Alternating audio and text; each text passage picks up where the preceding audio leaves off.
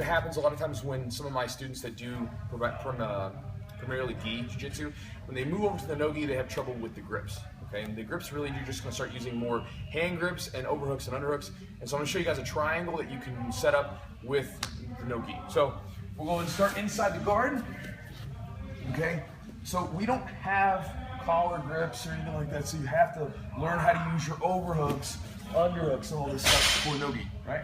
Which is going to be more applicable to, say, a fight situation or even a street situation. So here, basic posture break. We're going to come under the hands, use our legs to pull in, and we're going to get a overhook right here. And I want to, sometimes you can grip like this, we're actually going to go over top, and we want to pinch the back of his tricep with the bend of our arm. Now, right here, we're kind of holding him down. He's going to try to posture up, and a lot of times this hand is going to go right here in your stomach to try to make some space and limp arm this out. So as soon as this hand touches your body, you're going to grip it, thumb facing you, and then lock your other hand over top. And we'll get a little bit closer to the grips in just a second. From here, you've got great control of this person's arm.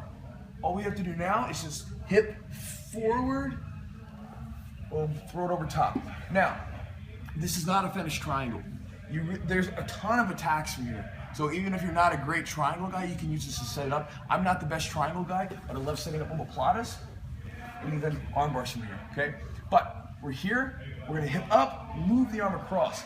Now the finish, I don't wanna just take my leg off and grab the head.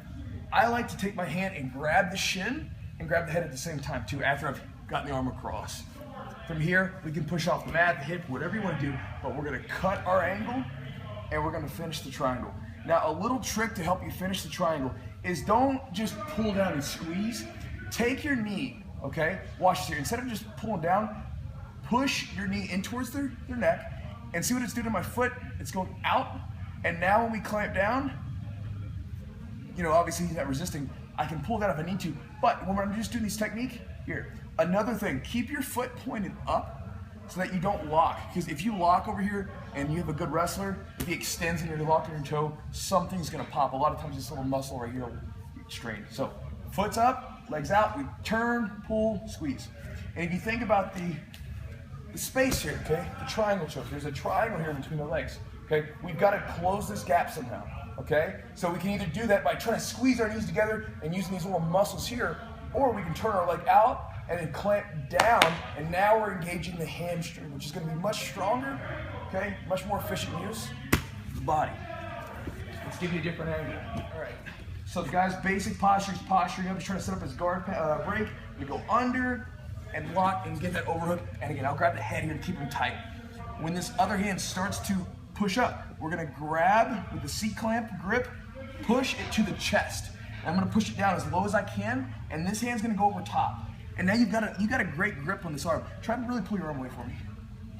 You've got a good grip on it, okay? And so you can hang on to it. Now, to get this guy to sort of get back over, because right now he'll probably be in good position, okay? I'm going to pull him up because this doesn't feel good. This doesn't feel comfortable. He feels awkward. So as he sits back, we're gonna push and throw. Now, we've got a basic triangle lock here. Notice that the leg that's coming out under the armpit is over top. This is very important because if it's here, he straightens his body up, we lose our grip. Whereas here, we have downward pressure to secure this, pinching our knees tight. Hip up, pull the arm across, and we're working from this position. Now, we're not quite there. Another option, so we can grab the shin, and we can push and turn and finish. Another thing you can do, and this is a little trick I was shown by a friend of mine, is to use sort of a ratcheting action. So think of a ratchet, okay? How it turns, but never leaves contact of what it's trying to screw in, right? So it's the same thing. We're just gonna extend and squeeze it in. So if you watch, I'm here sliding, sliding, sliding. So I never lose full contact. And now we're doing the same thing. Knee goes out, clamp down, pull the head, here.